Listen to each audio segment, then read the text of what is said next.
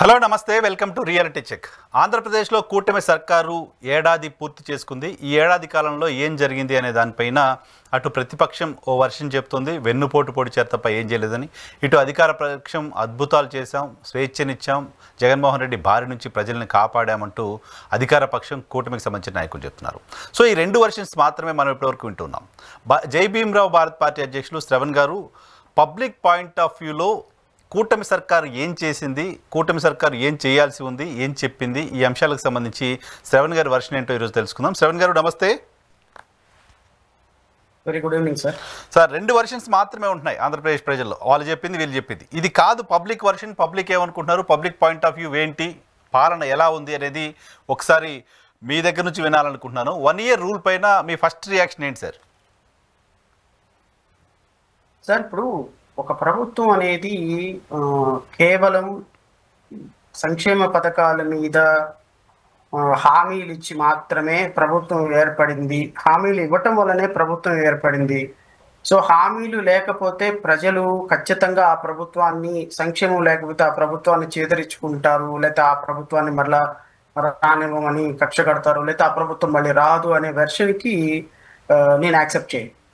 ఎందుకు అంటే, ఒకవేళ అదే గనుక కరెక్ట్ అయ్యి ఉంటే నేను 1 year పరిపాలన మీద నా రియాక్షన్ ఏందనేది నేను ఖచ్చితంగా ఓపెన్ గా చెప్తాను. కాకపోతే బిఫోర్ దాట్ ఒక ప్రభుత్వం నుంచి ప్రజలు ఏమి ఎక్స్పెక్ట్ చేస్తున్నారు, ప్రజలకి ఏమి ఇవ్వాల్సిన బాధ్యత ప్రభుత్వాల మీద ఉంటుందనేది కూడా ప్రజలకు ఒకసారి వివరించాల్సినటువంటి బాధ్యత మనలాంటి కొద్దిగా గొప్ప సమాజాన్ని అర్థం చేసుకున్న వ్యక్తుల మీద ఉంటుంది.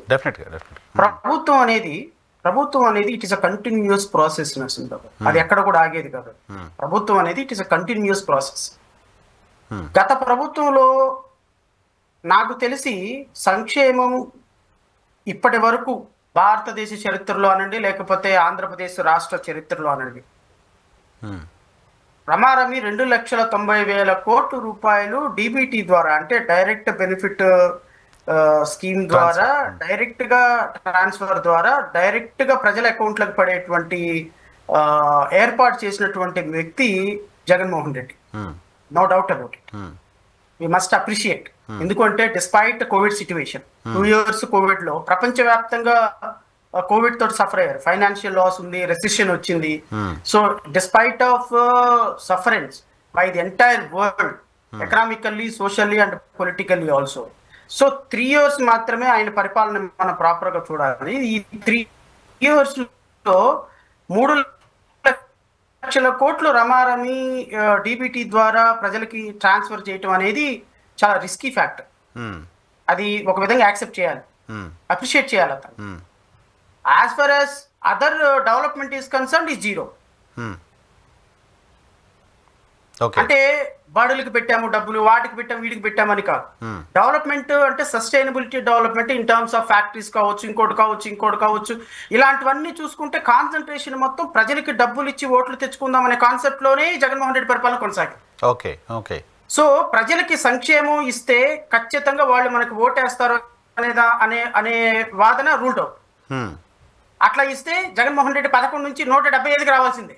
కరెక్ట్. వై నాట్ 175 నిజం అయ్యి ఉండాలి. ఎందుకు కేవలం సంక్షేమ పథకాలు మాత్రమే ఇస్తుంటే ప్రజలు, ఇవ్వకపోతే ప్రజలు వ్యతిరేకత వస్తాయి అనుకుంటే, నాకు తెలిసి జగన్మోహన్ రెడ్డి మోర్ దాన్ 95% హామీలు అమలు చేశారు. నాకు తెలిసి ఒకటి మద్య నిషేధం తప్ప. ఈ పరిస్థితుల్లో ప్రజలకి కేవలం సంక్షేమం మాత్రమే ఉంటుంది అని ప్రాథమికంగా పరిగణలోకి తీసుకుంటారని నేనైతే అనుకోవటం.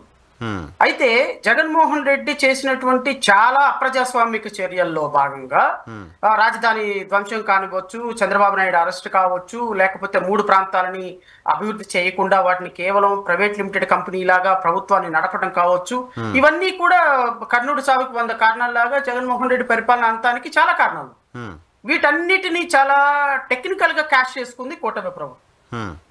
సో కూటమి ప్రభుత్వం టెక్నికల్ గా క్యాష్ చేసుకోవటం మాత్రమే కాకుండా, ప్రజల ఎమోషన్ ని క్యాచ్ చేయటమే కాకుండా, అయ్యో నన్ను అరెస్ట్ చేశారు, అయ్యో నా 75 సంవత్సరాల వయసులో అరెస్ట్ చేశారని చెప్పటమే కాకుండా, 3 ప్రాంతాలని నాశనం చేశాడని చెప్పటమే కాకుండా, ఆ రోజా లాంటి, అమర్నాథ్ లాంటి, లేకపోతే నానియో లేకపోతే ఈ అని ఆనని ఈ పనికిమాలిన మినిస్టర్లు అందరినీ పావలాకి 10 రూపాయకి పనికిరాని అందరినీ తీసుకొచ్చి మినిస్టర్లు చేయటం కానివ్వండి, వాట్ నాట్. ఇక ప్రజలకి ఒక పరిపాలన పట్ల ఒక యావగింపు కలిగించే విధంగా జగన్మోహన్ రెడ్డి పరిపాలన కొనసాగుతుంది. ప్రజలకి ఆల్టర్నేటివ్ కావాల్సిన పరిస్థితి వచ్చింది. ఆల్టర్నేటివ్ వైపు చూశారు వాళ్ళు. ఆల్టర్నేటివ్ వైపు చూసిన పరిస్థితుల్లో తక్కువని ఇదిగో మీకు సూపర్ 6 అమలు అనేటువంటి ఒక అద్భుతాన్ని, అంటే మేము నాట్ ఓన్లీ జగన్మోహన్ రెడ్డి లాగా ప్రభుత్వాన్ని పరిపాలించిన, ఇంకా అద్భుతమైనటువంటి లా అండ్ ఆర్డర్ నుంచి పరిపాలన చేయటమే కాకుండా సస్టైనబుల్ డెవలప్మెంట్ ఇవ్వటమే కాకుండా మేము జగన్మోహన్ రెడ్డి కంటే ఎక్కువ సంక్షేమం ఇస్తాము అని చెప్పి కూటమి ప్రభుత్వం ప్రజల్ని నమ్మబలికేటువంటి ఒక అద్భుతమైనటువంటి ప్రయత్నం కరెక్ట్ మూమెంట్ లో చేసింది. సో కూటమి ప్రభుత్వం చేసినటువంటి ఇచ్చినటువంటి హామీలు, జగన్మోహన్ రెడ్డి ఇచ్చేటువంటి హామీల కంటే డబుల్ ఫ్యాక్టర్స్ ఇన్ఫ్లుయెన్స్ చేసి ప్రజలని వీళ్ళు డబుల్ బెనిఫిట్ పొందుతున్నాం. ఇప్పుడు జగన్మోహన్ రెడ్డి ఒక ఇంట్లో ఒక పాపకి చదువుకుంటే అమ్మఒడి ఇస్తుంటే వీళ్ళు ఎంతమంది ఉంటే అంతమందికి ఇస్తామన్నారు. నెలకు 1500 రూపాయలు ప్రతి మహిళకి ఇస్తామన్నారు రిస్పెక్ట్ ఆఫ్ ది ఏజ్. 3000 రూపాయలు నిరుద్యోగ భృతి చదువుకున్న ప్రతి ఒక్కరికి ఇస్తామని చెప్పారు. గ్యాస్ సిలిండర్లు ఇస్తామని చెప్పారు. ప్రతి మహిళకి ఉచిత బస్సు ప్రయాణం అని చెప్పారు. ఇలా కాకుండా ఇంకా 600 హామీలు ఒక బ్రౌచర్ ని ప్రజల్లోకి సక్సెస్ఫుల్ గా చీట్ చేయడానికి ఈ విధానాలన్నింటినీ కూడా సక్సెస్ఫుల్ గా జగన్మోహన్ రెడ్డి ఫెయిల్యూర్స్ ని వీళ్ళు పాజిటివ్ గా మలుచుకొని దీన్ని రెండు సంక్షేమం అండ్ ప్రగతి రెండు పట్టాల వంటివి అని సక్సెస్ఫుల్ గా ప్రజల్లోకి తీసుకెళ్లటం తోటి ప్రజలు ఖచ్చితంగా బిలీవ్ చేయాల్సిన పరిస్థితి వచ్చింది. సో ఇక్కడ కట్ చేస్తే 151 సీట్ల నుంచి 11 సీట్లకి 23 సీట్ల నుంచి 164 సీట్లకి ఓవరాల్ గా కూటమి ప్రభుత్వం, ఎందుకంటే జనసేనకి 0 బీజేపీకి 0 ఉన్నాయి కాబట్టి 164 సీట్లు we must consider Telugu Desam Party అనే కన్సిడర్ చేయాలి. సో ఈ 164 సీట్లతోటి ప్రభుత్వం అధికారంలోకి వచ్చిన సందర్భంలో ఇక్కడే ఒక ట్విస్ట్ ఏంటి అంటే ఈ సూపర్ 6 అమలు చెయ్యాలా వద్దా? నేను అనుకోవటం సూపర్ 6 అమలు చేయటానికి నిజంగా చంద్రబాబు నాయుడు కానీ, నిజంగా పవన్ కళ్యాణ్ కానీ, నిజంగా భారతీయ జనతా పార్టీ కానీ అనుకుంటే పెద్ద కష్టమేం కాదు అమలు పరచడం. ఎందుకు కష్టం కాదు అంటే కేంద్ర ప్రభుత్వంలోనూ రాష్ట్ర ప్రభుత్వంలో రెండింటి దగ్గర ఎన్డీఏ ప్రభుత్వమే ఉంది. కరెక్ట్. భారతీయ జనతా పార్టీకి మొదటిసారి ఆంధ్రప్రదేశ్ రాష్ట్రంలో ఒక స్టేక్ వచ్చింది. అవును. సో ఈ కూటమి ప్రభుత్వం ఇచ్చినటువంటి హామీలని మేనిఫెస్టోని వాళ్ళు టచ్ అయిపోయినప్పటికీ కూడా కేంద్ర ప్రభుత్వం నడుస్తుంది చంద్రబాబు నాయుడు గారి చలవతోటి. నితీష్ కుమార్ అక్కడ ఇక్కడ చంద్రబాబు నాయుడు గారు చలవతోటి కేంద్ర ప్రభుత్వం నడుస్తున్నప్పుడు కేంద్ర ప్రభుత్వాన్ని ఇన్సిస్ట్ చేసి కనుక ఈ సంక్షేమ పథకాలకు డబ్బులు తెచ్చుకునే దమ్ము ధైర్యం తెలుగుదేశం పార్టీ దగ్గర ఉంది. But they never do so. ఎందుకు చూడరు అంటే ఈ రోజు సంక్షేమ పథకాలు ఇచ్చాము అంటే 4 సంవత్సరాల తర్వాత మర్చిపోతారు. ఈ సంక్షేమ పథకాలు ఇచ్చేటువంటి డబ్బులతోటి మనం ఈ దీన్ని రిజర్వ్ చేసి పెట్టుకుందాం. నాకు తెలిసి ఈ సంక్షేమ పథకాల్ని డ్రాస్టిక్ గా అలాగ స్లోగా అమలు పరుచుకుంటూ 2028, 29 ఎలక్షన్ కి వచ్చే టైంకి మొత్తం ఫుల్ ఫ్లెడ్జ్డ్ గా అమలు చేస్తారు. సో ఫుల్ ఫ్లెడ్జ్డ్ గా అమలు చేసి 2024 ప్రజలు ఎలా ఉంటుందంటే షార్ట్ మెమరీస్. ఇప్పుడు ప్రజలకి 2024 వరకు తెలుగుదేశం పార్టీ అద్భుతంగా పరిపాలన చేస్తుంది. 2024లో 164 సీట్లు ఇచ్చారు. ఓకేనా? 2019లో 23 సీట్లు ఇచ్చారు. 2019 నుంచి 2024 వరకు తెలుగుదేశం పార్టీ చేసినటువంటి అద్భుతమైన పరిపాలన ఏంటి? నథింగ్. వాళ్ళు తెలుగుదేశం పార్టీ చేసిన అద్భుతమైన పోరాట ప్రతిమ ఏంటి? నథింగ్. వాళ్ళు 164 23 నుంచి 164 సీట్లు రావడానికి లాజిక్ ఏంటి? హార్డ్ వర్క్ ఏంటి? నథింగ్. నీ ఫెయిల్యూర్స్ నా సక్సెస్, నా సక్సెస్ నీ failure. Rejection of government, not election, not selection of government. Selection of government, it's rejection of government. So ఇప్పుడు కూడా 2024 నుంచి 2025 వరకు తెలుగుదేశం పార్టీ చేసినటువంటి అవలంబించినటువంటి విధానాలు ఇప్పుడు వైఎస్ఆర్ కాంగ్రెస్ పార్టీ పాలిట అదృష్టం అవుతుంది. ఓకే. 1 year కి జగన్మోహన్ రెడ్డి గవర్నమెంట్ మీద పాజిటివిటీ ఎందుకు వచ్చింది? Because government is not functioning according to the expectations of the people. So 164 సీట్లు వచ్చినటువంటి కూటమి ప్రభుత్వం ఇప్పటికిప్పుడు గనక సూపర్ 6 అమలు పరిస్తే nothing they will gain. Okay. కాదు సార్, అప్పుడు ఎలక్షన్ ముందు వరకు తీసుకెళ్లి ఎలక్షన్ ముందు వాటిని అమలు చేస్తే కూడా తెలుగుదేశం పార్టీకి 2019లో ఒక ఎక్స్పీరియన్స్ ఉంది. మహిళలకు ఇస్తున్న రుణాలు ఇవన్నీ కూడా ఇవ్వకుండా ఎలక్షన్ ముందు పసుపు కుంకుమ పేరుతో ప్రతి ఒక్కరికి 10,000 ఇచ్చారు. నిరుద్యోగ వృత్తి 4 ఏళ్ళు అట్లే పెట్టి ఎలక్షన్ ముందు నిరుద్యోగ వృత్తి కొంతమందికి అమలు చేశారు. సో ఇవన్నీ చేసినప్పటికీ అప్పుడు ఎలక్షన్లో 23 సీట్లకే పరిమితం చేశారు. జనాలు షార్ట్ మెమరీ అని మీరు అంటున్నారు, కానీ గుర్తుపెట్టుకోరా? ఎలక్షన్ కోసమే వీటిని ఇస్తున్నారు, ఇప్పటిదాకా ఎందుకు ఇవ్వలేదు అనేది గుర్తుపెట్టుకోరా? మరి 2019 నుంచి 2024 నిరవధికంగా అమలుపరిచిన జగన్మోహన్ రెడ్డి ఏం గుర్తుపెట్టుకున్నారు? అదే కదా, ఇంకేదో ఎక్కువ ఇస్తాడని. ఇంకేదో ఎక్కువ ఇస్తా అంటే స్ట్రైట్ పాయింట్. నేను మిమ్మల్ని స్ట్రైట్ పాయింట్ అడుగుతున్నా. మీరు 2028లో 2029లో ఇస్తే ప్రజలు మర్చిపోతారేమోనండి, అది కాబట్టి ఖచ్చితంగా అప్పుడు అడుగుతారు. మరి 2019 నుంచి 23 వరకు కోవిడ్ ఉన్నా కూడా నిరంతరంగా అమౌంట్ ఇచ్చాడు కదా జగన్మోహన్ రెడ్డి. అప్పుడు మీరు ఎందుకు 11 సీట్లు ఇచ్చారు? అప్పుడు మీరన్నా మిగతా పాయింట్స్ కూడా ఉన్నాయి కదా. ఇప్పుడు మిగతా పాయింట్స్ మేము కంటిన్యూ చేస్తున్నాం, అభివృద్ధిని అద్భుతంగా చేస్తున్నాం, రాష్ట్ర ప్రజలకి స్వేచ్ఛనిచ్చాం, జగన్మోహన్ రెడ్డి చేసిన అరాజక పరిపాలన మేము చేయట్లేదు, ఇవి కదా ప్రభుత్వం చెప్తోంది ఇప్పుడు. రైట్, మనం చెప్పుకుంటే కుదరదు కదా. జగన్మోహన్ రెడ్డి గారిని కూడా అడిగినా కూడా అద్భుతమైన పరిపాలన ఇచ్చాను, నా రాజ్యం రామరాజ్యం, రేప్ చేస్తే అడిగేవాళ్ళు లేడు, మర్డర్ చేస్తే మాట్లాడేవాళ్ళు లేడు అని అన్న వాళ్ళు ఉన్నారు ఆ ప్రభుత్వంలో కూడా. నా రాజ్యం జగన్మోహన్ రెడ్డి ప్రభుత్వం రామరాజ్యం అన్నవాళ్ళు, కానీ అది కాదు కదా వెర్షను. ప్రజల కోణంలో నుంచి ఆలోచించాలి. రేపొద్దున సూపర్ 6 అమలు పరచలేదు, అదొక ఫ్యాక్టర్ అయితే, రేపొద్దున మళ్ళీ మిగతా ఫ్యాక్టర్లు లా అండ్ ఆర్డర్లు ఇవన్నీ ప్రజలకు ఏం అవసరం లేదండి. ప్రజలకి కావాల్సింది ఒక ఎమోషనల్ కనెక్టివిటీ. ఆ 2028లో 29లో ఎమోషన్ ఏం ప్లే చేస్తుంది, ఎమోషన్ ఏ విధంగా ప్లే చేస్తుంది. ఇప్పుడు 50 లక్షలు ఇల్లు ఇచ్చాడు జగన్మోహన్ రెడ్డి, 30 లక్షల ఇల్లు పైన ఇచ్చారు, 30 లక్షల మందికి ఇల్లు ఇచ్చారు, పట్టాలు ఇచ్చారు. వాళ్ళ ఓట్లు ఏం పడలేదే. 3 లక్షల కోట్ల రూపాయలు డబ్బులు చేశారు, వాళ్ళు ఓట్లు ఏం పడలేదే. మరి వాళ్ళు 2020 2019 నుంచి నిరవధికంగా కోవిడ్ టైంలో కూడా అమౌంట్ సంక్షేమ పథకాలు అమలు చేశారు కదా, మరి వాళ్ళ రిసిప్రొకేషన్ ఎక్కడ కనిపించలేదే. సో ప్రజలు అనేవాళ్ళు ఈ రోజు అమలుపరిచినా అవి గుర్తు పెట్టుకోరు. సో అనవసరంగా వీళ్ళకి డబ్బులు ఇచ్చి సంక్షేమ పథకాలు ఇచ్చి వీళ్ళని గుర్తు పెట్టుకోకుండా మళ్ళా రేపొద్దున జగన్మోహన్ రెడ్డికి ఓట్లేసే పరిస్థితి తెచ్చుకునే కంటే ఈ డబ్బులు ఏదో రేపొద్దున ఎలక్షన్ మేనేజ్మెంట్ కి ఖర్చు పెట్టుకుందాం.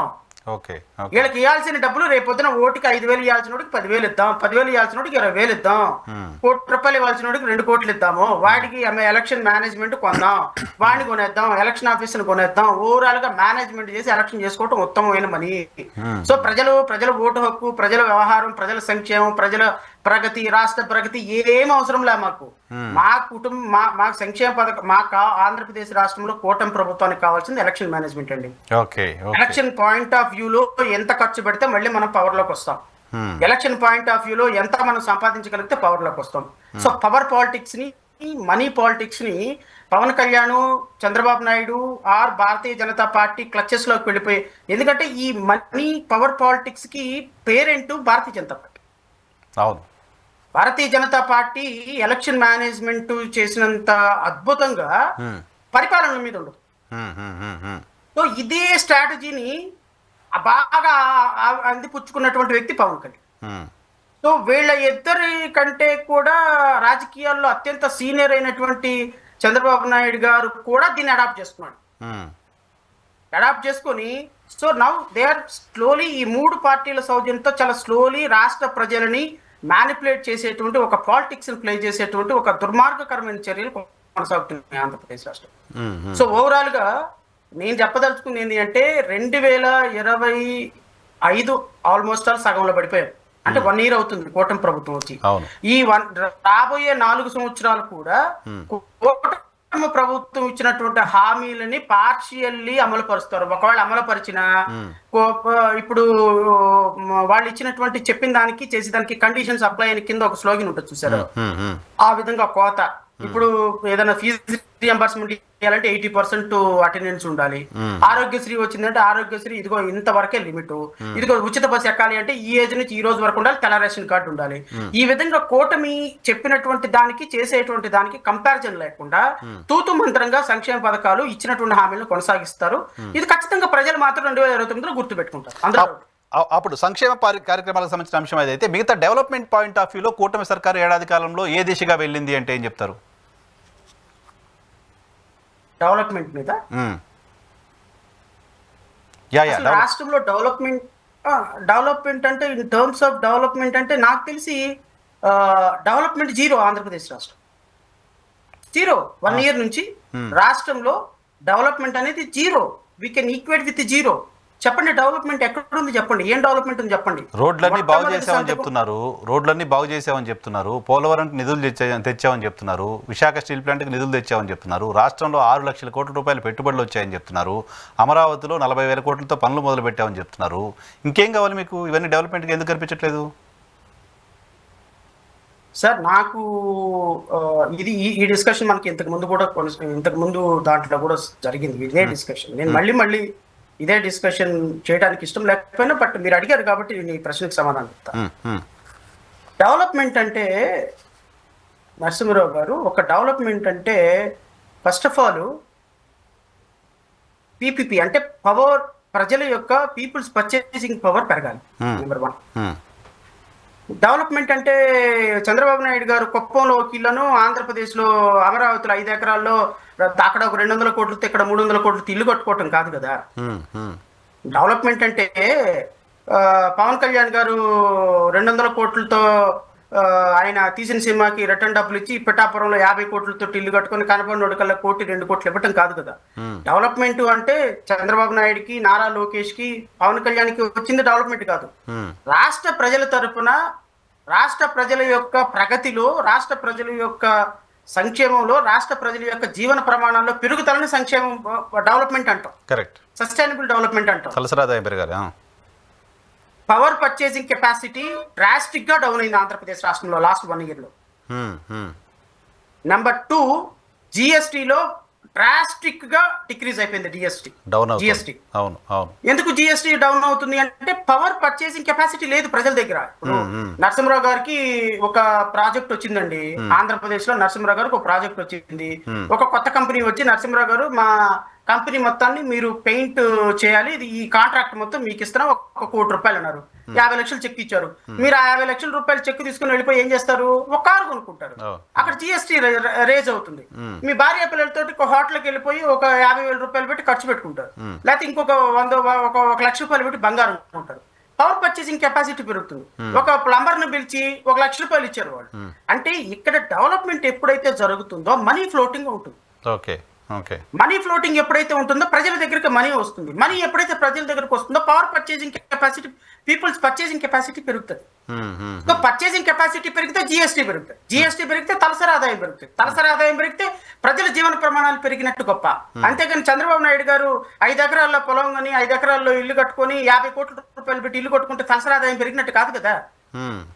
రాష్ట్రంలో లాస్ట్ 1 year లో ప్రామాణికంగా తీసుకుని స్టాటిస్టిక్స్ తీసుకుంటే ఈ రాష్ట్రంలో జిఎస్టీ లేదు. కేంద్ర ప్రభుత్వాలు ఎక్కడ చెప్తున్నాయి? కేంద్ర ప్రభుత్వాలు 30%. నెంబర్ 2 మీరు అడిగింది ఏంటి ప్రశ్న? ఏమొచ్చారో 45,000 కోట్ల రూపాయలతో అమరావతి డెవలప్మెంట్ పనులు చేశారని చెప్పారు. 45,000 కోట్ల రూపాయల్లో మనకి డెవలప్మెంట్ ద్వారా వచ్చింది 1 రూపాయి ఉందా? 45,000 కోట్లు అప్పు చేసి మీరు దాన్ని డెవలప్మెంట్ అని అంటారా? మీరు సో అంటే డెవలప్మెంట్ అంటారా? అది ఇన్వెస్ట్మెంటే కదా సార్. అక్కడ ఇన్వెస్ట్ చేస్తే రేపొద్దున అక్కడ సంపద పెరిగితే అది రాష్ట్ర ప్రభుత్వానికి సంబంధించిన సంపద కాదా? అమరావతి వాల్యూ కొన్ని 10 లక్షల కోట్లు అయిందంటే అది స్టేట్ గవర్నమెంట్కి సంబంధించిన వెల్త్ కాదా? నేను అదే అంటున్నాను సార్. మీరు 45,000 కోట్ల రూపాయలతోటి 45,000 కోట్ల రూపాయలతో లాంగ్ టర్మ్ లోన్ తీసుకొస్తే దానికి నెలకి ఎంత ఇంట్రెస్ట్ కట్టాలి? మీరు కడుతున్నాం. వరల్డ్ బ్యాంక్ ఎంత ఇంట్రెస్ట్ కట్టాలి? షార్ట్ టర్మ్ లోన్ అయినా లాంగ్ టర్మ్ లోన్ అయినా ఎంత ఇంట్రెస్ట్ కట్టాలి? ఇప్పుడు ఎంత ఇంట్రెస్ట్ కడుతున్నాం మనం? 10 లక్షల కోట్ల రూపాయలకి మనం ఎంత ఇంట్రెస్ట్ కడుతున్నాం? మనం 45,000 కోట్ల రూపాయలు అమరావతికి తీసుకొచ్చి అమరావతిలో ఖర్చు పెట్టి ఏం డెవలప్మెంట్ చేద్దాం అనుకుంటున్నారు? అమరావతిలో 1 year అవుతుంది. గత 2019లో కట్టిన బిల్డింగ్లకు ఈ రోజు వరకు పెయింట్ వేసి ఆక్యుపై చేసుకోవాలి.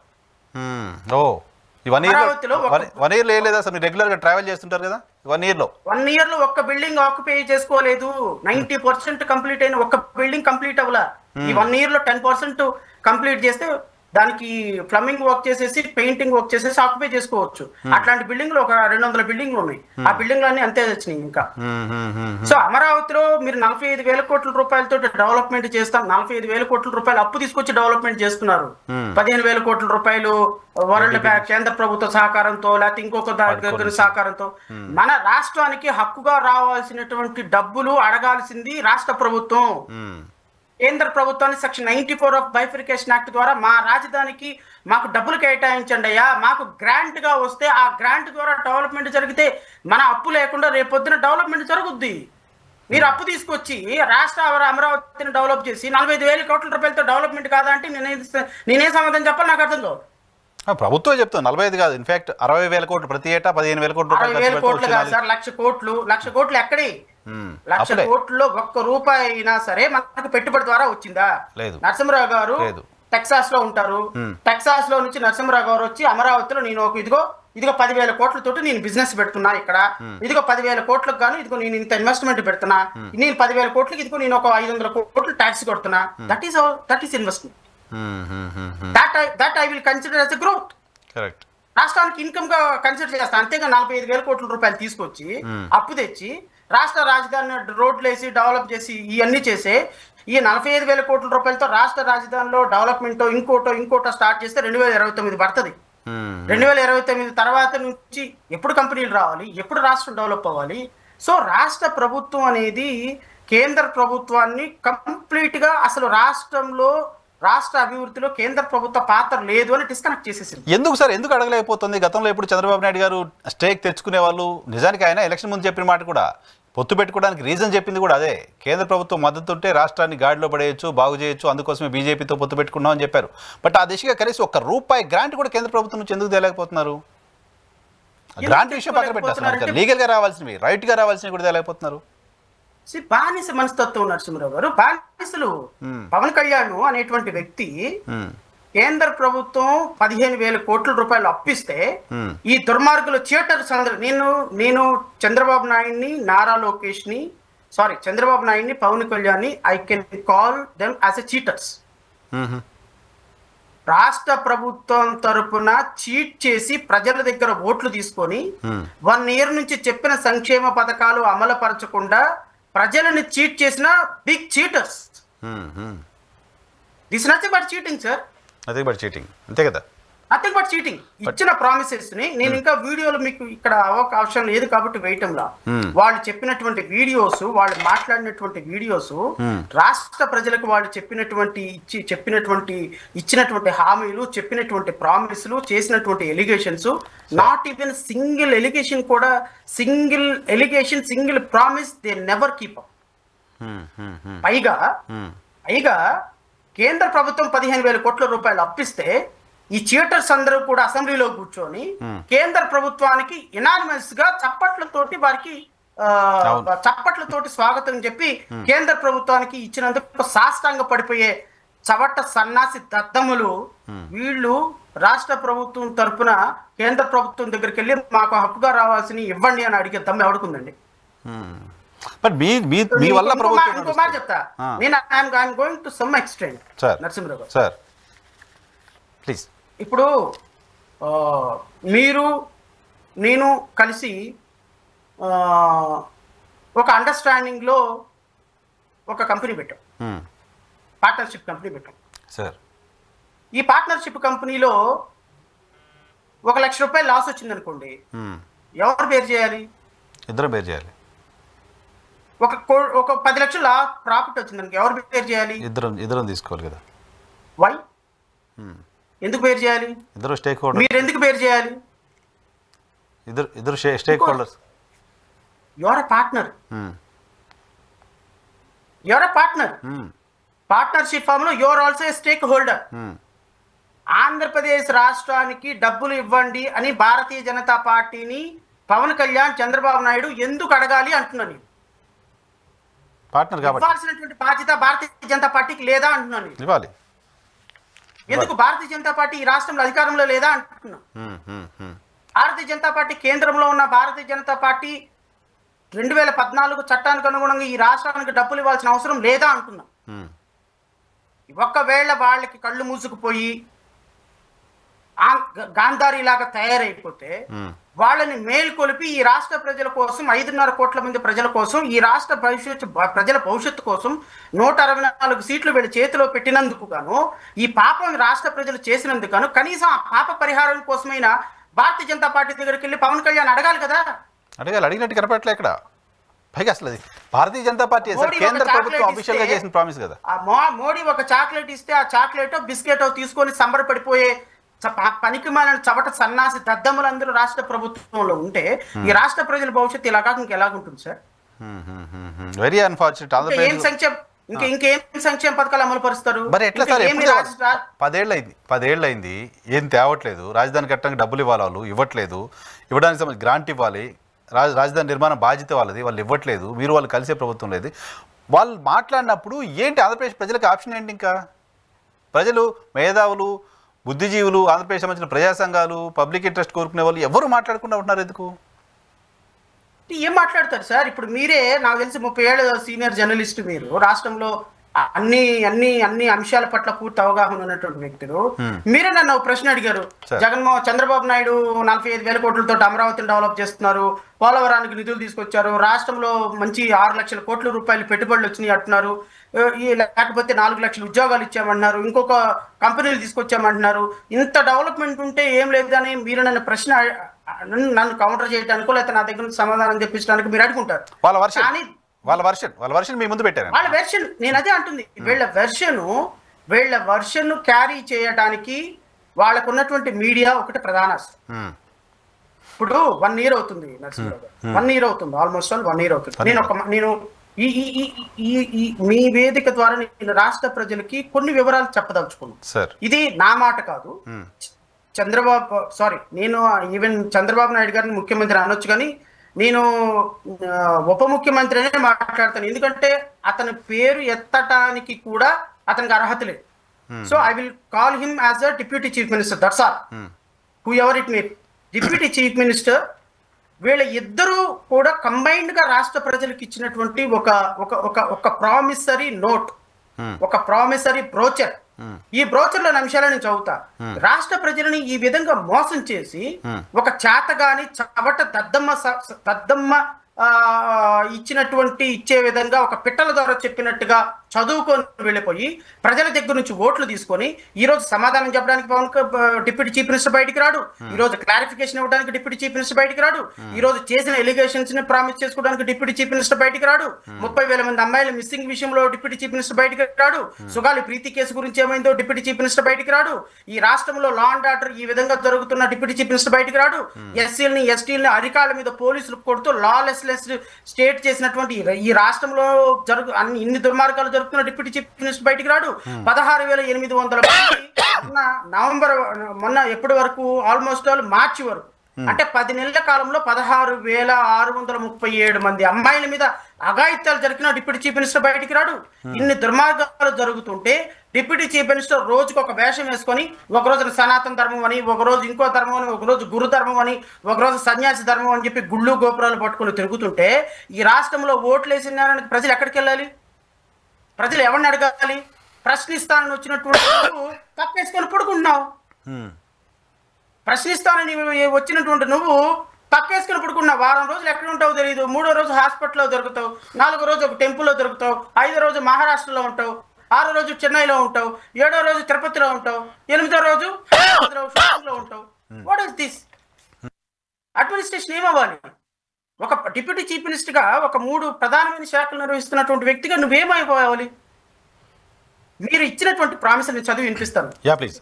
సారీ, యువతకు 20 లక్షల ఉద్యోగాలు నిల్, 3,000 నిరుద్యోగ భృతి నిల్, స్కూల్కి వెళ్ళే ప్రతి విద్యార్థికి ఏడాదికి 15,000. మొన్న జూన్లో ఇవ్వాలి, లాస్ట్ జూన్లో ఇవ్వాలి, జూన్లో పోయింది, ఈ జూన్లో ఇవ్వాలి.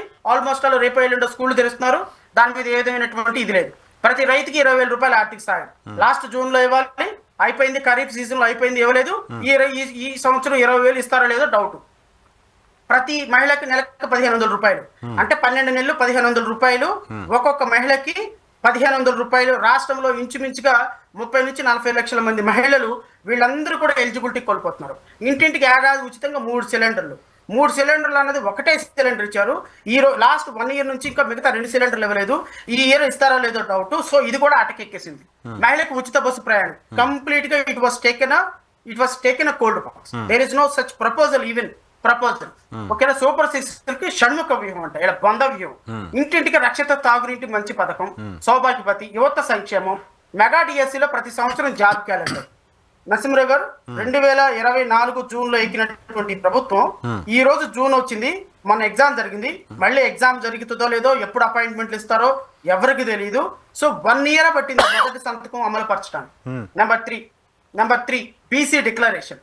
బీసీలకి రాజకీయ ప్రాధాన్యత, 2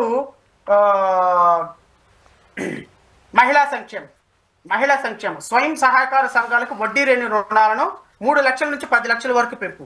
₹1 కూడా ఇవ్వలేదు ఈ రోజు వరకు. 1 year లో 1 year నుంచి ₹1 కూడా ఇవ్వలేదు. ఓకే, ఉద్యోగులు, పెన్షనర్స్ గత 5 ఏళ్ల పాలనలో ప్రధాన వ్యవస్థలన్నీ విధ్వంసం అయ్యాయి. ముఖ్యంగా ఉద్యోగులు, ఉపాధ్యాయులు తీవ్ర ఇబ్బందులకు గురయ్యారు. వారి గౌరవం ప్రకటన చేసి పూర్తి అనుకూల వాతావరణంలో వారు పనిచేసే విధంగా, అంటే వీళ్ళకి సిసిఎస్, టిసిఎస్ విధానాన్ని పునఃసమీక్షించి ఆమోదయోగ్యమైన పరిష్కారాన్ని కృషి చేస్తాం. మెరుగైన పిఆర్సి అమలు చేస్తాం. అసలు ఈ కమిటీలు ఏమైంది? పాడి రైతులకు సంక్షేమం, కాపు సంక్షేమం, ఆర్యవైశ్య సంక్షేమం, ఎస్సీ ఎస్టీ సంక్షేమం, అన్నిటికంటే మరి ముఖ్యంగా నరసింహరావు గారు ఎస్సీ ఎస్టీలకి 50 ఏళ్ళకే పింఛన్ మంజూరు చేస్తామన్నారు. There is no such proposal. ఓకేనా? సప్లా నిధులు వారి వారి వారి వారి వారి అభివృద్ధికే ఖర్చు చేస్తారు. మొన్న బడ్జెట్ లో ఎస్సీ ఎస్టీ సంక్షేమ పథకాలకి వాళ్ళు పెట్టినటువంటి బడ్జెట్ లో రమారమి 17.5%, అంటే 2011 సెన్సెస్ ప్రకారం 17.5% నిధులు సంక్షేమ పథకాలు ఎస్సీలకి రావాల్సినటువంటి నిధులు, 7% ఎస్టీలకు రావాల్సినటువంటి నిధులు, ఇంచుమించుగా 23% బడ్జెట్లో, అంటే ఒక 100 కోట్లు తీసుకుంటే అందులో 23 కోట్ల రూపాయలు ఎస్సీ ఎస్టీ నిధులు కేటాయించాలి, సప్లా నిధులు కేటాయించాలి, వాళ్ళకే వాడాలి. అంటే at par with the population. For example ఒక 1,00,000 కోట్ల బడ్జెట్ అనుకోండి సార్, 1,00,000 కోట్ల బడ్జెట్ అనుకోండి ఆదాయం. ఎస్సీల జనాభా 17% అనుకోండి, 17,000 కోట్ల రూపాయలు వాళ్ళకి కేటాయించాలి. అది లా, సప్లాన్ లా చట్టం. 17,000 కోట్ల రూపాయలు కేటాయించాల్సిన సందర్భంలో 300 కోట్ల రూపాయలు కేటాయించి దాన్ని పేపర్ల నిండా అద్భుతంగా చెప్పుకుంటే ఈ మాఫియా ఛానల్స్, నేను అన్నానని కాదు, ఇవన్నీ ప్రజల దగ్గర నుంచి అమలుపరచాల్సిన, ఇవన్నీ కూడా అమలుపరచాల్సినటువంటి హామీలు, చెప్పినటువంటి హామీలు అమలుపరచని పక్షంలో ప్రశ్నించాల్సింది ఎవరు నరసింహరావు గారు? మీడియానేనా? మీడియా ప్రశ్నించాలిగా, డెఫినెట్ గా ప్రతిపక్షాలు ప్రశ్నించాలి, పార్టీలు ప్రశ్నించాలి, ప్రజలు మీడియా ప్రశ్నించాలి కదా, డెఫినెట్ గా మీడియా ప్రశ్నించాలి కదా. ఈ హామీలన్నీ కూడా 1 year నుంచి ప్రజల తరపున ప్రజలకు జరగాల్సినటువంటి మంచి జరగటం లేదు, ప్రజలకు జరగాల్సిన మంచి జరగటం లేదు. జరగాల్సినటువంటి బాధ్యత, జరిపించాల్సినటువంటి బాధ్యత, ప్రభుత్వాన్ని ప్రెజర్ పెట్టాల్సినటువంటి మీడియా ఏం చేస్తుందో తెలుసా? 2019లో డాక్టర్ సుధాకర్ని రోడ్డు మీద పెట్టి కొడితే, జగన్మోహన్ రెడ్డి ప్రభుత్వం 2019లో డాక్టర్ సుధాకర్ని రోడ్డు మీద పెట్టి కొట్టింది అని 2019లో డాక్టర్ సుధాకర్ మీద జరిగినటువంటి దాడి మీద ఈ దుర్మార్గులు ఈ రోజు డిబేట్ పెడుతున్నారు. అవును. Is there any logic, sir? Is there any logic? అప్పుడు అలా చేసిందనే కదా ప్రభుత్వాన్ని పంపించి మీ ప్రభుత్వాన్ని తెచ్చింది. అరే 2019 సడ్డాలు ఇంకిప్పుడు ఎందుకయ్యా? ఇంకెందుకు? నువ్వు మీడియాగా ఏబిఎన్, TV5 మీడియాగా మీరు చేయాల్సింది ఏంటి? ప్రజల తరపున ఈ కూటమి ప్రభుత్వం సంక్షేమ పథకాలు అమలు పరచకపోతుంటే, ఇచ్చినటువంటి సూపర్ 6 అమలు పరచకపోతుంటే, రోడ్ల మీద పడి పోలీసులు కొడుతుంటే, అరికాళ్ళ మీద కొడుతుంటే, లాకప్ డెత్తులు చేస్తుంటే, తీసుకెళ్లి నిర్బంధిస్తుంటే, ఎక్కడికక్కడ ఊళ్ళు ఖాళీ చేపిస్తుంటే, ఎవడు డబ్బు లేకపోతే వాడి మీద దుర్మార్గకరమైన క్వారీల మీద కేసులు పెడుతుంటే, వైఎస్ఆర్ కాంగ్రెస్ పార్టీ నాయకుల్ని ఊళ్ళు తరిమి కొడుతుంటే, రోడ్డు మీద కనీసం ధర్నా రాస్తారోకో చేసిన వాటాన్ని చేయడానికి కూడా అవకాశం ఇవ్వకుండా అత్యంత దుర్మార్గకరమైన పరిపాలన చేస్తుంటే మీరేం చేయాలి? ప్రశ్నించాలి. అది కాదు ఇక్కడ కావాల్సింది. మాకేం కావాలి? జగన్మోహన్ రెడ్డి పరిపాలనలో ఉన్నంత వరకు జగన్మోహన్ రెడ్డి విమర్శించాలి, జగన్మోహన్ రెడ్డి పరిపాలన నుంచి దిగిపోయిన తర్వాత జగన్మోహన్ రెడ్డి ప్రభుత్వాన్ని మళ్ళీ విమర్శించాలి. అంటే మీరు ప్రభుత్వానికి కొమ్ము కాస్తున్నటువంటి మీడియా అని అంటాను. మీది మీడియా కాదు, మాఫియా. ప్రజల ఎజెండా కాదు, ఎజెండా ప్రజలు కాదు, ఎజెండా ప్రజలదే కాదు, ఎజెండా ప్రభుత్వానిది. సారీ, ఎజెండా కూడా ప్రభుత్వాన్ని కాదు, ఎజెండా తెలుగుదేశం పార్టీది. ఎజెండా తెలుగుదేశం పార్టీ అపోజిషన్ లో ఉంటే తెలుగుదేశం పార్టీ పాలక పక్షంలోకి తేవాలి, తెలుగుదేశం పార్టీ పాలక పక్షంలో ఉంటే ప్రతిపక్షానికి పోకుండా చూడాలి. How can we call it as a media sir? Very unfortunate Andhra Pradesh లో. పైగా ఎవరైనా ప్రశ్నిస్తే కూడా వాళ్ళని కూడా ఒక ఘాటును కట్టే ప్రయత్నం, అటువంటి విమర్శలు చేస్తారు. కాదు, ఈ పనికి మారిన సన్నాసిగాళ్ళందరూ డిబేట్లో కూర్చొని ఏం మాట్లాడుతున్నారో తెలుసా? 2019లో జగన్మోహన్ రెడ్డి కొట్టలేదా, 2020లో జగన్మోహన్ రెడ్డి కొట్టలేదా, 2023లో పోలీసులు కొట్టలేదా? అరే what is this non sense? Jaganmohan Reddy ప్రభుత్వం వర్స్ట్ గా పనిచేసింది కాబట్టి 11 సీట్లు ఇచ్చి ఆయన పక్కన కూర్చోబెట్టారు. ఈ రోజు 164 సీట్లతో ప్రభుత్వం పరిపాలన చేస్తుంది. వైఎస్ఆర్ ప్రభుత్వం కాదు, ఇది కూటమి ప్రభుత్వం. కూటమి ప్రభుత్వాన్ని ప్రశ్నించాల్సిన బాధ్యత మీడియాది. మీడియా ప్రశ్నించకపోతే ప్రశ్నించాల్సినటువంటి బాధ్యత సిటిజన్స్ది. మనలాంటి వాళ్ళు మీడియాలో కూర్చొని మాట్లాడే మేధావులందరూ కూడా ప్రభుత్వాన్ని సపోర్ట్ చేసుకుంటే ఇంకా ఈ రాష్ట్రంలో ప్రజాస్వామ్యం ఉందా లేదనేది అర్థం కావట్లేదు. ప్రజలకు అర్థమవుతుంది. నేను ఓవరాల్ గా నేను చెప్పేది ఏంటి అంటే, ఈ సంక్షేమ పథకాలన్నీ కూడా అమలు చేయకుండా కేవలం మాటలతోటి పబ్బం గప్పి ప్రజలను మోసం చేసినటువంటి ఈ చీటర్స్ ని ఖచ్చితంగా ప్రజలు ఒకరోజు గుర్తుపెట్టుకుంటారు. కాదు సార్, ఇప్పుడు ఆయన చీట్ చేశాడని ఆయన చీతకరించి పక్కన పంపించేసి, ఈయన మళ్ళీ ఇప్పుడు చీట్ చేస్తున్నాడని ఈయన పంపించేసి 15 సంవత్సరాలు అయిపోతుంది. ఇప్పుడు ఒక రాజధాని ఏంటో తెలియదు, ఆంధ్రప్రదేశ్ కొత్తగా ఫామ్ అయిన స్టేట్గానే చూడాలి, దాని భవిష్యత్తు ఏంటో తెలియదు. ఎవరికి పట్టకపోతే ఎట్లా? ఆయన వద్దని ఈయన వద్దని ఆయన, ఇంకా ఆప్షన్ లేదు ఆంధ్రప్రదేశ్ రాష్ట్ర ప్రజలకి. Sir very very valid question అడిగారు సార్. నేను దీనికి చాలా స్ట్రైట్ గా ఆన్సర్ చెప్తాను. ఆంధ్రప్రదేశ్ రాష్ట్ర ప్రజలు ఒక అత్యంత తెలివైనటువంటి రాష్ట్రంగా ఈ భారతదేశంలోనే తెలుగు వారికి ఒక గుర్తింపు ఉంది, అందులో డౌట్ లేదు. తెలుగు వాళ్ళు చైతన్యవంతులు, దే ఆర్ నాలెడ్జబుల్ అండ్ వాళ్ళు రాజకీయంగా చాలా చైతన్యం కలిగినట్టు. కానీ అన్ఫార్చునేట్ సిచ్యువేషన్ ఏమైపోతుంది అంటే నరసింహరావు గారు, 2019 నుంచి 2024 వరకు చంద్రబాబు నాయుడు ఏం పరిపాలన చేశాడో వాళ్ళకి అనవసరం. 2019 నుంచి 2024 వరకు జగన్మోహన్ రెడ్డి బాగా చేయలేదు కాబట్టి ఆల్టర్నేటివ్ గా చంద్రబాబు నాయుడిని తీసుకొచ్చారు. 2024 నుంచి 2029 వరకు, రేపొద్దున ఎలక్షన్ 24 వరకు 29 వరకు జరిగేటువంటి పరిపాలనలో నో డౌట్ అబౌట్ ఇట్, ఖచ్చితంగా వీళ్ళు ఎంత బాగా పరిపాలన చేసినా 1 ఇయర్కే వాళ్ళ మీద వ్యతిరేకత వచ్చేసింది. రూరల్ ఏరియాలో ఇప్పుడు వీళ్ళు ఎమ్మెల్యేలు వెళ్ళినా చాప్ట్లో చీపుర్లు తీసుకొని కొట్టే పరిస్థితి వచ్చేసింది. వీళ్ళు ఎమ్మెల్యేలు రోడ్ల మీద తిరిగే పరిస్థితి లేదు, ప్రజల దగ్గరికి వెళ్లే పరిస్థితి లేదు. 2029లో ఖచ్చితంగా ఈ ప్రభుత్వాన్ని ఇంటికి పంపించి, నాకు తెలిసి ఈ 11 సీట్లు కూడా వాళ్ళకి రావు. అవునా? ఈ 11 సీట్లు కూడా తెలుగుదేశం పార్టీకి, జనసేనకి రావు. నాకు తెలిసి జనసేన పార్టీకి 0 నెక్స్ట్ ఎలక్షన్. సో ఈ పరిపాలన చేసి ఈ విధంగా చేసినప్పుడు జగన్మోహన్ రెడ్డి అద్భుతంగా ఏమైనా పరిపాలన చేశాడని మళ్ళీ జగన్మోహన్ రెడ్డి అధికారం ఇస్తారా? ఎందుకు ఇస్తారు? Alternative, either this or that. ఈ రెండు ఆల్టర్నేటివ్ ప్రభుత్వాలలో ఎవరి పరిపాలన బాగుంది, ఎవరి పరిపాలన బాగలేదని ప్రజలకు చాయిస్ లేదు. ఓకే, ప్రజలకి చాయిస్ లేకుండా they forcefully choose other party, but because there is no other option. మాలాంటి వాళ్ళు, నేనేమంటే రాష్ట్ర ప్రజలకు నేనేం అప్పీల్ చేస్తున్నానంటే, మాలాంటి రాష్ట్ర ప్రభుత్వం, రాష్ట్ర ప్రజల పట్ల కమిట్మెంట్ ఉన్న వ్యక్తులకు ఒకసారి అధికారం ఇవ్వమంటున్నాను. ఇవ్వాలి.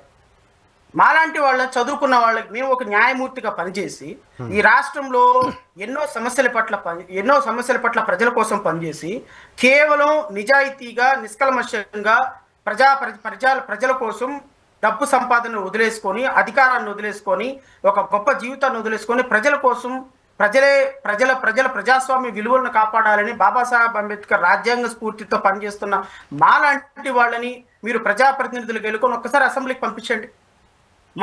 మాకు భాగస్వామ్యం ఇవ్వండి, ప్రజల భాగస్వామ్యం ఇవ్వండి. ప్రజల తరపున మేము రేపొద్దున చట్టసభల్లో మేము ఎలా ఫైట్ చేస్తామో చూస్తే గూస్ బంప్స్ వస్తాయి ఒక్కొక్కరికి. నా కోరిక ఒకటే నరసింహరావు గారు, నేను మొట్టమొదటి అసెంబ్లీలోకి అడుగు పెట్టే రోజున డాక్టర్ బాబాసాహెబ్ అంబేద్కర్ ఇచ్చిన స్ఫూర్తితోటి, రాజ్యాంగంతో అసెంబ్లీలోకి అడుగు పెడతాను. ఒక రోజు నేను ఈ దేశ పార్లమెంట్ లోకి ఒక రోజు అడుగు పెడతాను. ఒక రోజు అడుగు పెట్టినప్పుడు ఈ రాష్ట్రంలో ఒక చదువుకున్న వ్యక్తికి, డాక్టర్ బిఆర్ అంబేద్కర్ రాజ్యాంగ స్ఫూర్తితో వెళ్ళినటువంటి వ్యక్తి రేపొద్దున సమాజాన్ని, అసెంబ్లీలో ప్రజా ప్రతినిధులుగా ఉన్నటువంటి సభను ఎలా నడిపించగలడో చూద్దురు గారు. ఈ ప్రజలకు నేను ఖచ్చితంగా వాగ్దానం చేస్తున్నా. ఈ రాష్ట్రంలో జగన్మోహన్ రెడ్డి అంతే చంద్రబాబు నాయుడు జగన్మోహన్ రెడ్డి, మీ ఇద్దరు కాదు. ఈ రాష్ట్రంలో ఆల్టర్నేటివ్ కావాలి, ఒక మేధావి కావాలి. ఈ దేశాన్ని పరిపాలించడానికి, రాష్ట్రాన్ని పరిపాలించుకున్న ఒక్క honest leader is sufficient. One honest leader is very much required. ఆ వన్ హానెస్ట్ లీడరు ఎవరు? డబ్బులు ఉన్నవాడు హానెస్ట్ లీడరా? 30 కేసులు పెట్టుకున్నవాడు హానెస్ట్ లీడరా? లేకపోతే 1,00,000 కోట్ల రూపాయలు దోచుకున్నవాడు హానెస్ట్ లీడరా? లేకపోతే చంద్రబాబు నాయుడు కడుపును పుట్టాడు కాబట్టి నారా లోకేష్ మాత్రమే ఎలిజిబిలిటీ ఉందా? మాకెందుకు లేదు ఎలిజిబిలిటీ అంటా నేను. ప్రజలు మమ్మల్ని ఎందుకు నమ్మరు అంటున్నా. అలాగని నేను ప్రజల్ని ఫోర్స్ చేయటంలా, ప్రజలని చేత నమ్మకం కలిగించుకోవాల్సిన బాధ్యత మాది. ఆ దిశగా పనిచేయాలి, అవేర్నెస్ ఇవ్వాలి, పని చేయాలి, ఆ దిశగా పని చేయాలి, పని చేస్తాను, అందులో డౌటే లేదు. మాలాంటి వ్యక్తులు మీలాంటి వ్యక్తుల యొక్క సపోర్ట్ తోటి ఈ రాష్ట్రంలో ఆల్టర్నేటివ్ కావాలి. ఇప్పుడు అక్కడ ఉంది, తెలంగాణ ఉంది. కేసీఆర్ ఏం పరిపాలన బాగా చేయలేదని రేవంత్ రెడ్డికి ఇచ్చారు. రేపొద్దున రేవంత్ రెడ్డి కాబట్టి కేసీఆర్. Where is alternative? ప్రజలు ఆలోచించాలి, మేధావులు ఆలోచించాలి, విద్యార్థులు ఆలోచించాలి, మహిళలు ఆలోచించాలి, ప్రజాస్వామ్యవాదులు ఆలోచించాలి. ఆల్టర్నేటివ్ అనేది లేకపోతే ఆ వ్యవస్థ కుప్పకూలిపోతుంది. 10 లక్షల కోట్ల రూపాయలు అప్పు చేసిన జగన్మోహన్ రెడ్డి మళ్ళా రేపు ముఖ్యమంత్రిని చేస్తావా? ప్రైవేట్ లిమిటెడ్ కంపెనీ లాగా పనిచేసినటువంటి జగన్మోహన్ రెడ్డి మళ్ళా ముఖ్యమంత్రి చేస్తావా? 1,00,000 కోట్ల రూపాయలు దోచుకున్నాడు అని చెప్పి ఎలిగేషన్స్ ఉన్నటువంటి చంద్రబాబు నాయుడిని మళ్ళా ముఖ్యమంత్రి చేస్తారా? లేకపోతే రెడ్ బుక్ తోటి రాజ్యాంగాన్ని చేసి కనపడి నెలలో లోపలేసి వీసీలను రాజీనామా చేయించి, మహిళా కమిషన్ రాజీనామా చేయించి, ఆడపిల్లల్ని ఎక్కడ ఉద్యోగాలు ఉంటే అక్కడ రాజీనామా చేయించి, ప్రజాస్వామ్యంలో ఉన్నటువంటి ప్రతి ఇన్స్టిట్యూషన్ లో ఉన్న వ్యక్తులు బెదిరించి రాజీనామా చేయించి ఈ రోజు రెడ్ బుక్ రాజ్యాంగంలో పరిపాలన చేస్తున్న Nara Lokesh is only our inspiration. ఈ దేశానికి, ఈ రాష్ట్రానికి అలాంటి లీడర్ కావాలా మనకి భవిష్యత్తులో? కనపడిన వాళ్ళని నరికి చంపేయండి అని చెప్పేటువంటి లీడర్ మనకి ఇన్స్పిరేషన్ గా కావాలా? రేపు మన బిడ్డ బయటకు వెళ్తే సంతోషంగా ఇంట్లోకి రావద్దా? రేపొద్దున మన బీటెక్ చదివిన నా కొడుకు ఇక్కడ విజయవాడలో ఉద్యోగం చేసుకోవద్దా? ఎంతకాలం తమిళనాడు, చెన్నై, పూణే వలసిపోతారండి? మన బిడ్డలు మనం ఉద్యోగాలు చేయాలి అంటే హానెస్ట్ లీడర్ ఉండాలి ఇక్కడ. అరే జగన్మోహన్ రెడ్డి పరిపాలనలో ఎవడన్నా కంపెనీ 100 కోట్లతో పెట్టుబడి పెడితే నాకెంత నీకెంత? చంద్రబాబు నాయుడు హయాంలో పెట్టుబడి పెడితే నీకెంత నాకెంత?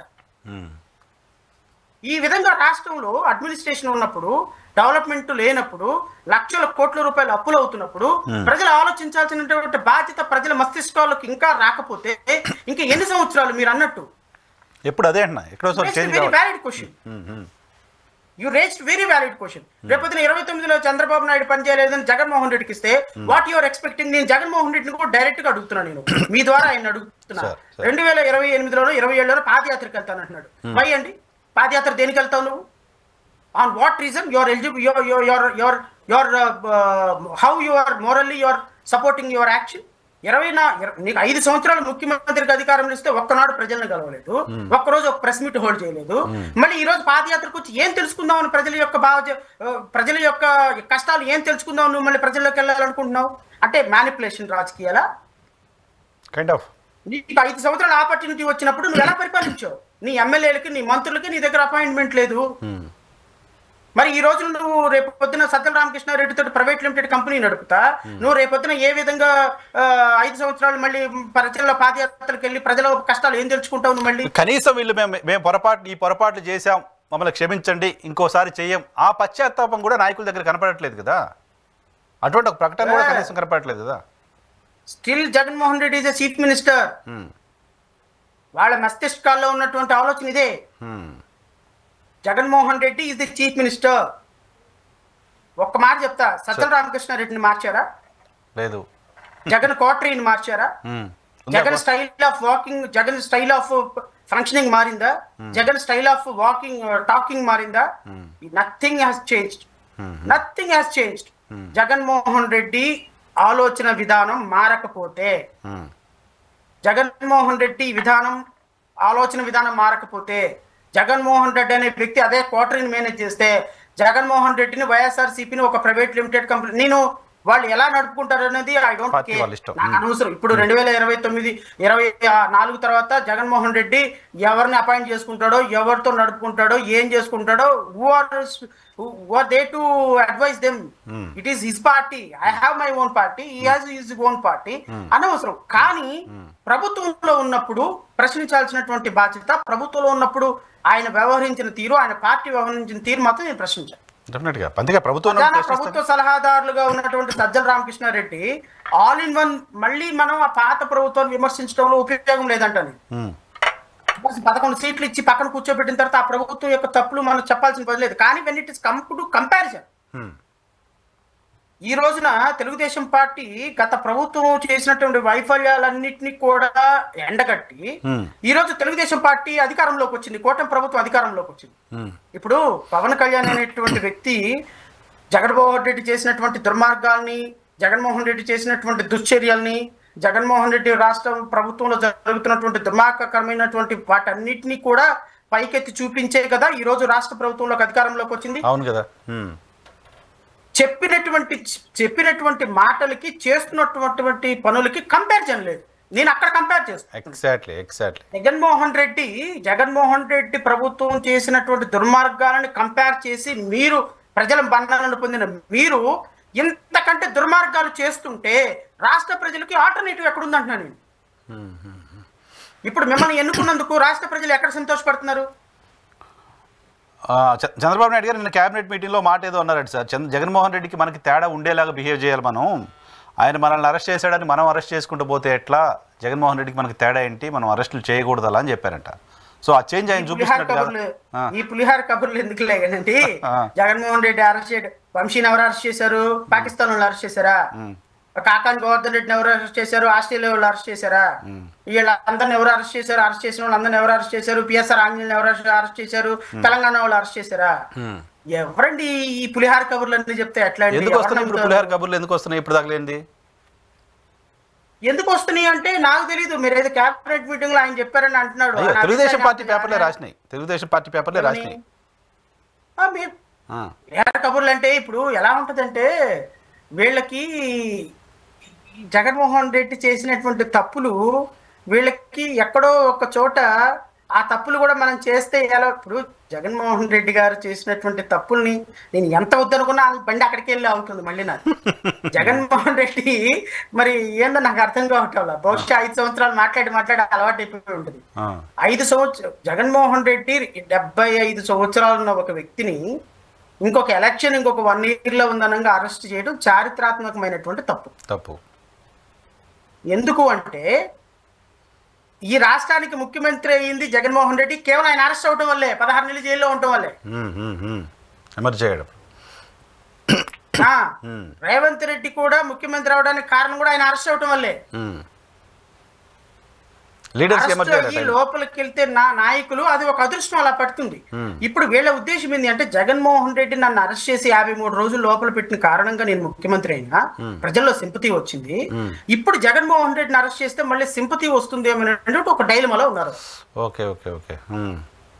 సో ఈ డైలమాలో ఇప్పుడు జగన్మోహన్ రెడ్డి కూడా ఏం చేయాలి అంటే, జగన్మోహన్ రెడ్డి కూడా రండి నన్ను అరెస్ట్ చేసుకోండి చొక్కా చింపుకోకూడదు. ప్రజలు రౌడీయిజాన్ని, హీరోయిజాన్ని యాక్సెప్ట్ చేయరు రాజకీయాలు. Correct valid. రౌడీయిజాన్ని, హీరోయిజాన్ని యాక్సెప్ట్ చేయకూడదు. మరి ఆయనకి ఎవరు స్క్రిప్ట్ రాస్తున్నారో నాకు తెలియదు, కానీ వాళ్ళ కర్మ వాళ్ళు రాసుకోరండి. ప్రజల దగ్గర ఎప్పుడు సబ్మిసివ్గా ఉండాలి. ప్రజలు నన్ను అరెస్ట్ చేస్తే చేయనివ్వండి, ప్రజలు చూసుకుంటారు. ప్రజలు న్యాయ నిర్ణేతలు. అల్టిమేట్ గా నేను తప్పు చేశానని ప్రజలు భావిస్తే నేను అరెస్ట్ అవుతాను అనాలి, కానీ నేను తాడేపల్లిలో కూర్చున్నాను అని తొడగొడితే ఎట్టా? అట్లా తొడగొట్టే కదా 151 నుంచి 11కి వచ్చాం మనం. సో ఈ లాజిక్ తెలుగుదేశం పార్టీకి కనెక్ట్ అవుతుంది. సో జగన్మోహన్ రెడ్డి గారిని అరెస్ట్ చేయాలని చూసినప్పటికీ కూడా అరెస్ట్ అయితే సింపతి వస్తుందేమో అనేది ఒక ఆలోచన. రెండో వెర్షన్ ఏంటి అంటే, అరెస్ట్ కాకపోతే క్యాడర్ లో మొరాలిటీ లేదు, మొరాలిటీ పోతుంది. టీడీపీ క్యాడర్ లో నుంచి విపరీతమైన ప్రెజర్ వస్తుంది చంద్రబాబు నాయుడుకి అండ్ వాళ్ళ టాప్ లీడర్స్ కి, ఎప్పుడు జగన్ అరెస్ట్ చేస్తారు అని. అండ్ టీడీపీ కార్యకర్తల నుంచి వచ్చే ప్రెజర్ ఒక పక్క అయితే, టీడీపీ మీడియా నుంచి వచ్చే ప్రెజర్ ఇంకా ఎక్కువ ఉంది. కానీ ఇక్కడ జనసేన నుంచి బీజేపీ నుంచి మద్దతు లేదు లాంటి ఒక చర్చ జరుగుతుంది అరెస్ట్ చేయాలనుకుంటే. నో, అబ్సల్యూట్లీ నాట్ అండి. అదే నేను దాన్ని యాక్సెప్ట్ చేయను. ఎందుకు అంటే జనసేన అనే పార్టీ ఒక తోక పార్టీ. జగన్మోహన్ రెడ్డిని అరెస్ట్ చేయాలా వద్దా అనే కాల్ తీసుకునే దాంట్లో జనసేనకి డెసిషన్ మేకింగ్ పవర్ ఉందని నేను అనుకోవటం. కన్సెన్సస్ అయితే అవసరంగా 3 పార్టీల మధ్య మేబీ అవసరం. Decision making power I'm not if Nara Lokesh decided to go for arrest, nobody can prevent, including Chandrababu Naidu. Okay, even BJP. Okay. Because he was the author of red book అండి, constitution, red constitution. So ఆయన చంద్రబాబు నాయుడు, పవన్ కళ్యాణ్ వీళ్ళందరూ అవసరమే లేదు. Nara Lokesh decide అయ్యాడు అంటే Jagan arrest అవ్వాలి. Jagan arrest పెద్ద matter ఏం కాదు, 5 minutes లో అరెస్ట్ చేస్తారు. దాని కాన్సిక్వెన్సెస్ వీళ్ళు ఆలోచన చేస్తున్నారు. ఓకే ఓకే కాన్సిక్వెన్సెస్ ఆలోచన చేస్తున్నారు. ఇప్పుడు పవన్ కళ్యాణ్ కన్సల్ట్ హౌస్, పవన్ కళ్యాణ్కి ఏమవుతుంది? పవన్ కళ్యాణ్కి జగన్ అరెస్ట్ చేయడమే కావాలి. ఎందుకు కావాలి అంటే ఎంత జగన్ అరెస్ట్ అయితే అంత తెలుగుదేశం పార్టీ బదనామా అయితే ఆయన వర్క్ అంత తొందరగా ఈజీగా అవుతుంది. నేను ఆ ప్రశ్న ఎందుకు అడిగారంటే సార్, ఈ అరెస్టుకు సంబంధించిన వార్తలు వస్తున్న దగ్గర నుంచి పురంధేశ్వరి గారి స్టేట్మెంట్ లేదు, పవన్ కళ్యాణ్ గారి స్టేట్మెంట్ లేదు దాని మీద. మిగతా టీడీపీ వాళ్ళంతా మాట్లాడుతున్నారు తప్ప. అంటే ఇక్కడ స్టేట్మెంట్ లేదు కాబట్టి వాళ్ళ కన్సెంట్ లేదు అని అనుకోవటం పడు.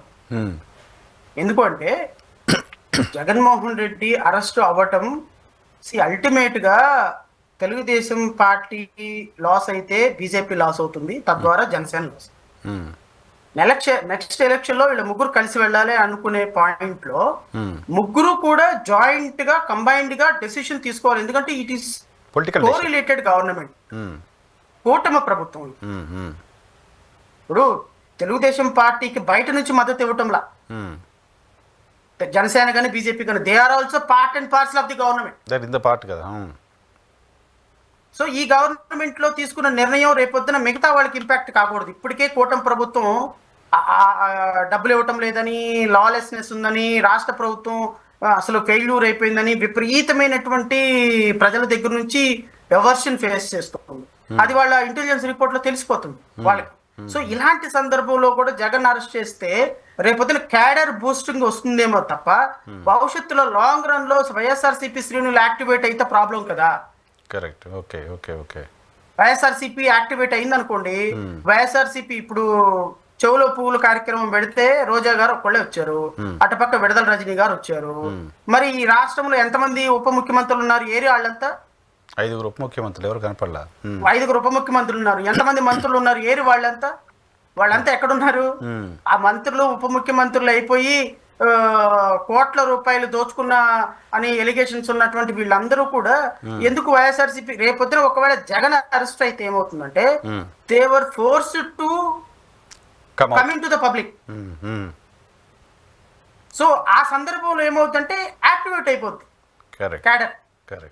ఇప్పుడు గల్లీ లీడర్ కూడా అరే నువ్వు 100 మందిని తీసుకురా, మీ మాజీ ఎమ్మెల్యే నువ్వు ఒక 50 మందిని తీసుకురా, మాజీ మంత్రి నువ్వు ఒక 1000 మందిని తీసుకురా, డబ్బులు తీయండి బయటికి, మన అన్న జగన్ అన్న అరెస్ట్ చేయడం, మన రోడ్డు మీద కూర్చోకపోతే చండాలంగా ఉంటుందని యాక్టివేట్ అయిపోయింది అనుకోండి. అనవసరంగా యాక్టివేట్ చేసినట్టు అవుతుంది క్యాడర్ని.